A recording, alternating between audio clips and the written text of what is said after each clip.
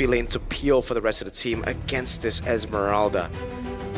Yeah, so in terms of picks coming in for Aurora, I actually do believe that Lunas will be good. So Lunas does get picked up, and they're gonna pick up the Turisla again, which is okay. But again, as someone that sets up for the fight, you kind of have to make sure that your team can actually follow up, you know? So I don't want to see those mistakes again in Game 3. Yeah, that's what I was saying. It's, you know, you can always look at the draft, break it down, but if your execution in terms of like positioning is off, you know, battle spells being used when they don't necessarily need to, it can throw off your entire game plan here. So Aurora has a pretty good lineup all around. Whoa! This is what we were asking for, I actually like that. We were asking for the Minotaur, was it a couple days ago, I think it was. I love Minotaur. If they're not on stage, the question is, who can do it? Here we go, ladies and gentlemen, into the Land of Dawn we go. It was an equalizer earlier by Team Falcons. We're into game number 3, 1-1, and it's already very, very different here for both these teams. Again, we here on the desk really like the Minotaur pick, but it is going to be, I would say, weaker in terms of just pure meta. You're going to have to play it in a certain way where you peel for Sano, and it really just looks like the composition is built for that. Why are they taking 1v1 level 1? All right, quite low here for Cuffin. Holding on to that flicker though, so he'll be fine. He's gonna go regen, but yeah, they're gonna have hard time dueling this out too, just because you don't have that motivational roar just yet from Troll. We'll see if they try to delay that a little bit further, but yeah, it's more or less going to be how this is utilized. You can do some crazy setups with a Minotaur, but I mean, look at this. The purple buff already going to be started up and stolen. Boy, trying to get there in time, but a little bit too late. Troll taking so much damage just off on the timings here. Yeah, it just sucks because it was not punished at all. And this is why mid prio is so it's so important, because rarely do we see that, because rarely do we see a mid lose by that much. Exactly. It's strange because we were just talking about it. Minotaur will lose out in the early portions of the game, especially when it comes to just battling it out against a Grok, especially considering now it's a Valentina plus Minotaur against a Lunox level 1. Level 1 Lunox is one of the strongest picks because of the constant sustain you get from all of the minions bouncing back. Let's take a look at the emblems here. It doesn't look like there's anything too crazy. Yeah, it's just pretty standard all across the board. Honestly, if this game goes 50 minutes, then the Minotaur would be doing quite well, because especially around those Lord fights, the knockups coming in from the first kill as well as the minimum 3 can really help out, especially if Aurora Gaming are prone to mistakes, overextending. Then yeah, this pick can really turn things around. So we just gotta wait all the way up until around, maybe the soonest is at 13. Yep. 13 minutes, well. Oh, good steal there. Yeah, Cuffin will take that tech charge. First turtle of the game. Both gold laners going to go ahead and chill, and it looks like Tienzi will just give this one up. He wants to take the orange buff instead. Good little delay there too, resetting the turtle. Great choice, but they get the information too. You've got Troll going up there to handle that take, but I don't know if that's really going to help. They'll fight this turtle.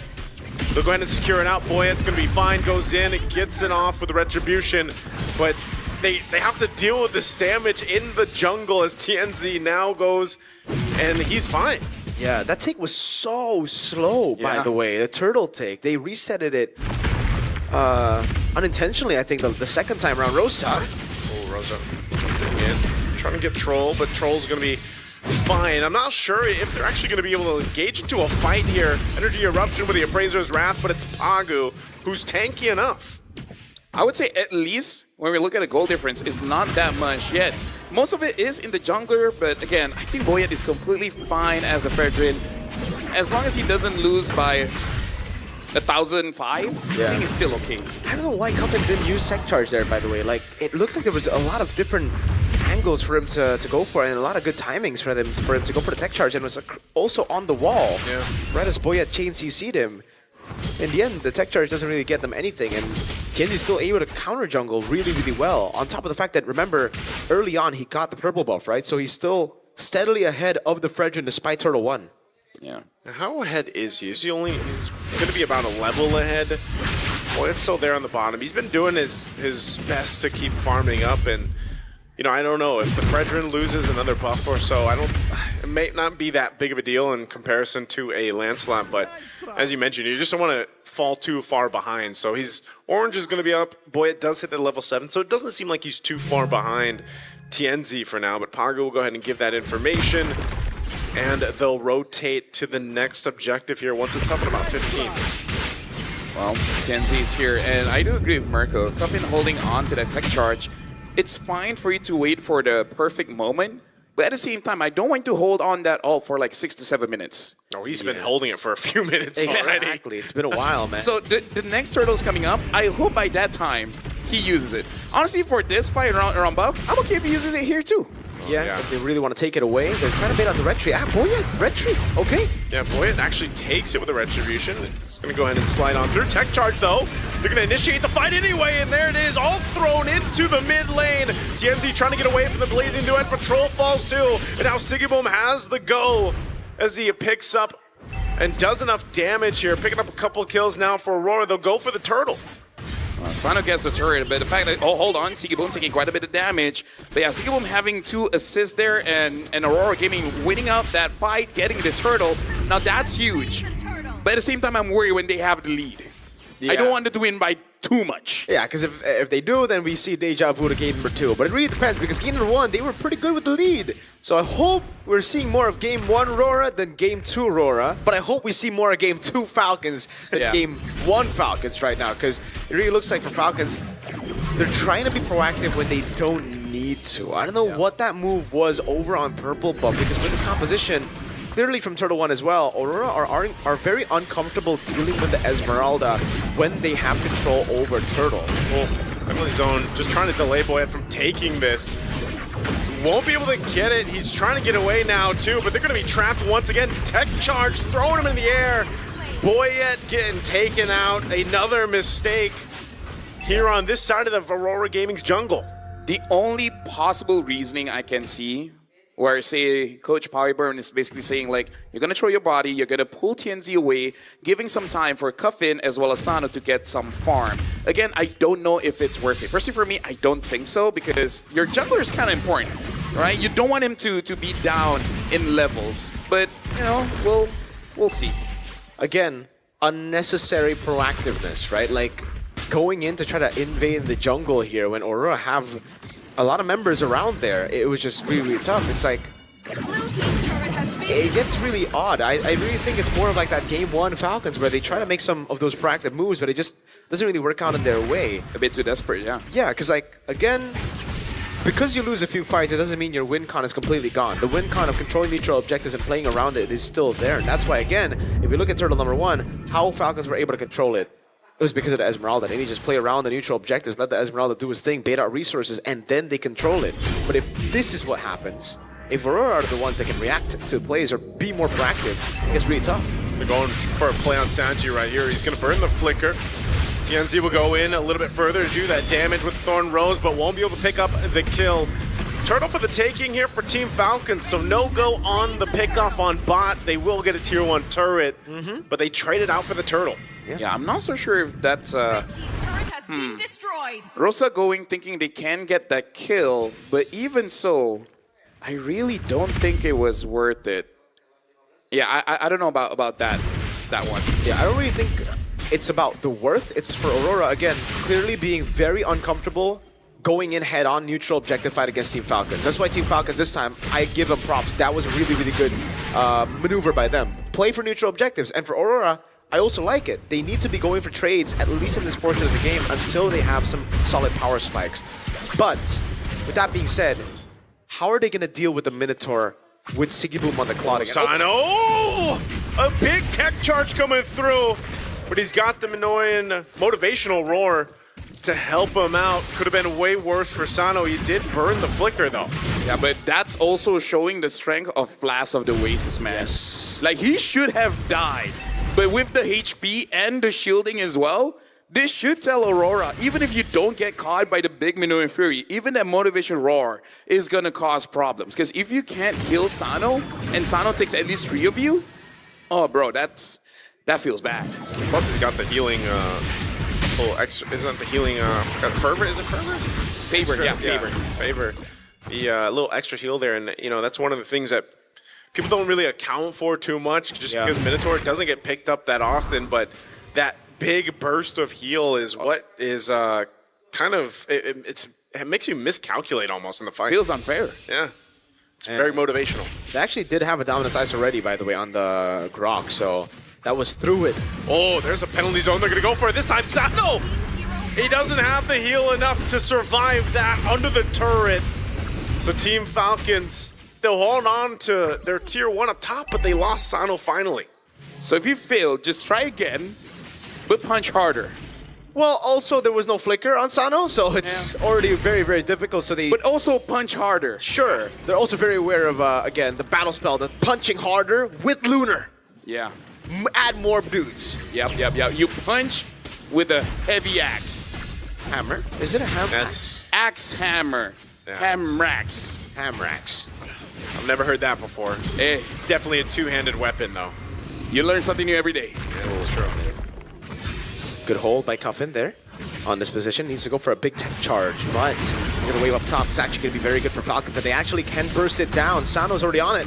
Yeah, they're going to go for this. It's at half health. Boyet will hold it there as Tienzi went for the buff. Now Sanji taking a ton of damage. Actually, burning the flicker already. A big tech charge comes through as Tienzi secures the Lord. Fight still breaking out. Pagu's out of the picture. Lunar and Tienzi are next. Team Falcons able to pick up a triple kill for Sano after Lord was taken.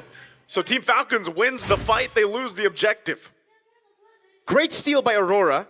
I hope we get a replay of that because, I don't know, my eyes deceive me, but... Oh! What?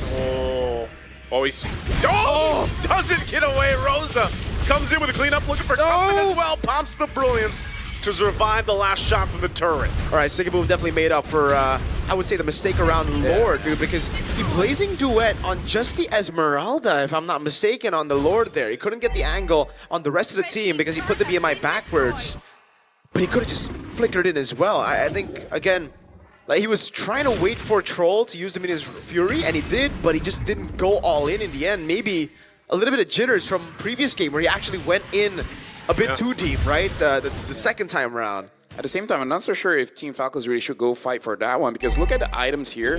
Sanji does not have a Dominance Ice or a Chastise Pauldron, so I feel like him frontlining Sigiboom is not that great of an idea. And Cuffin, even though he does have that glowing one, I'm not so sure if he was able to hit him first to deny that healing. I can see the idea of killing Sigiboom there, but I feel like the execution can definitely be much better. Yeah. Hold on now, Sigiboom. He's going towards the Melting Gun. Queen's Wings, I believe, is next for Boyet there, right as he goes for the Dreadnought Armor, Brute Force. It's next on the block for him. Nothing too crazy on the other side, though. Everything else is quite standard. Just Aurora now really utilizing these waves to try to crack those turrets open with the Lord. It's just unfortunate that they lost so many members because of the peel coming in from Troll. Yeah, much slower game in this game 3. I mean, much lower kills too, just because of the nature of these compositions. And so it's what we're going to see from now on is really just kind of playing into the Lord takes as they fight for that space and the objectives. And, you know, one of the advantages that they can go for is at least taking down some of these turrets, and that's why you see TNC up there. What? Oh, Sigiboom! Oh my Goodness, Sigiboom again getting caught. You know what? That was on Boyet. Boyet was so good on that Fredrin. Yeah, but like he baited and taunted. He taunted twice. They done it twice. He used the retribution, but it's like, man, Sigiboom didn't really necessarily have to be there. Plus, he still has a flicker. No, he was taunted, not with the skill. You know, just like Taunted by him. Exactly. So it's like I gotta go in. See, it's not just micro mechanics. It's psychological as well. Yeah, definitely psychological there. That was a psycho move by Sigiboom walking up like that. Sure. It was like, yeah. I'm trying to protect him here. All right. Okay, I just want to give props to all you analysts. You guys have like really, you guys are very patient. Oh, you have to be. You have to be. We're professionals, no? I just want to say, and the EQ. I never want to analyze ever again. This is the last time. This is the last time. Yeah. Well, Lord's up. Table host. Analyst is fun. We'll see if this team fight's going to be fun or not. Pagu in position here for a potential This is dangerous. charge on forward. It's already at a quarter of the health. They're going to go for it. Big tech charge control. Gets the Lord anyway. But they're still going to fall. Lunar goes down. Sano unleashing on Pagu next as he gets a double. What happened to Aurora Gaming in that fight? Gentlemen, let me just say, this might be the first time Meta goes all the way to the knockout stage. They're catching Aurora Gaming here. And I love the Minotaur, man. 13, 50 minutes, that's where he shines. Give the MVP to Troll already. I think that's going to be the votes coming in. And it might actually go all the way. Siggy Boom, can he make up for the mistakes? Well, we'll see. Mid-turret's already be knocking down Team Falcons. Flying around outside of the base of Aurora Gaming. They still have a Lord to march with them. Wanting to take out these tier 2 turrets, still top and bottom. They wait to push in a little bit further, but it will be the full force of Aurora Gaming up on the defense.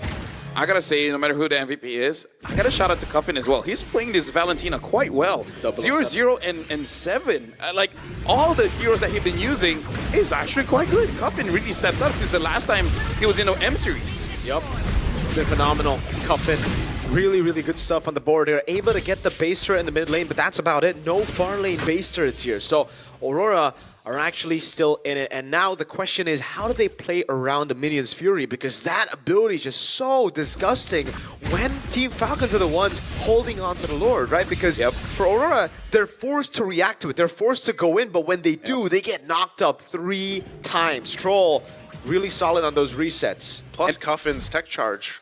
And the Plus thing is, Cuffin's tech charge. The thing is, as Minotaur, you will use your Minion Rage early if you're threatened.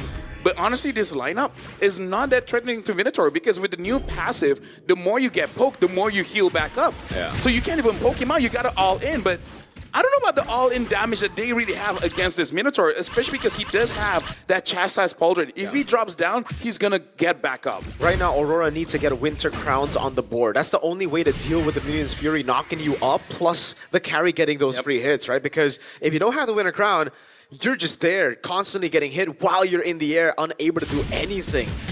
At least this time, Siggy Boom's going for Winter Crown, man. Oh, thank you. Picked it up this time. Okay, I want to be analyst again. Yeah, he heard the analyst. You know, that's why our jobs is important. Yeah.